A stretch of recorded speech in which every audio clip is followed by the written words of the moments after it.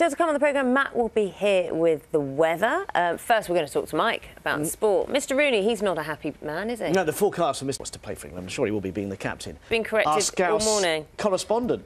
Steph? From the northeast. I speak for all of... We need to talk about gas prices because we've heard that British Gas has seen profits rise this morning, Steph. Now, it's going to anger quite a few people because we constantly have this row, don't we, about how lower wholesale prices aren't passed on to our domestic bills. Yeah, or not enough is being passed on. That's the criticism. Yeah, we're going to be talking to the boss in this. Do you have a problem with wonky carrots just from the fact you've got to peel them?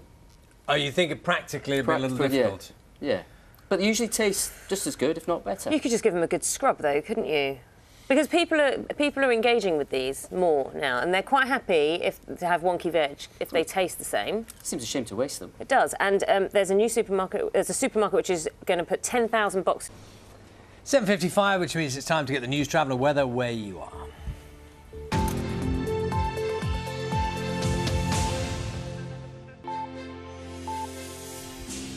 Good morning. It's Thursday, the 18th of February. Also on the programme. First this morning, David Cameron is attempting to reshape Britain's relationship with the European Union as he meets leaders of the 28 nations for a summit in Brussels.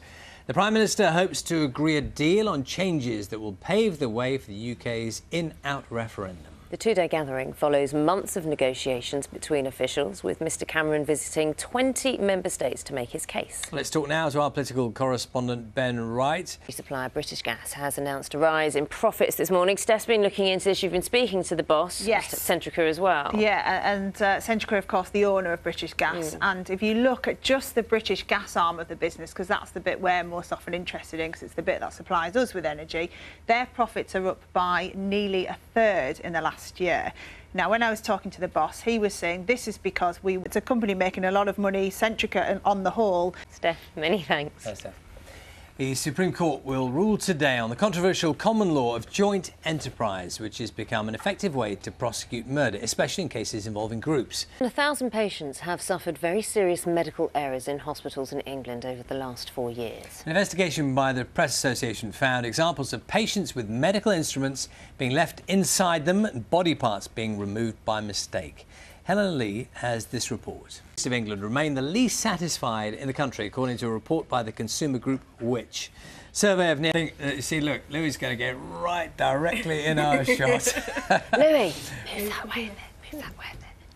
Well done. Very good. Thank you. Takes direction well. It's 19 minutes past 8. You're watching Breakfast from BBC News. Here are the main to buying wonky ones. Yes, for quite a long time, the supermarkets were saying that no one wanted to buy vegetables that were misshaped. But we're changing our attitudes, apparently.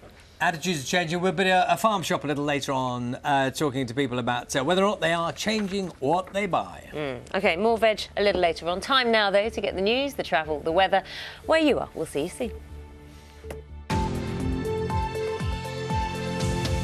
Oh, right. 8:40 is the time now. You're just mean. You're mean.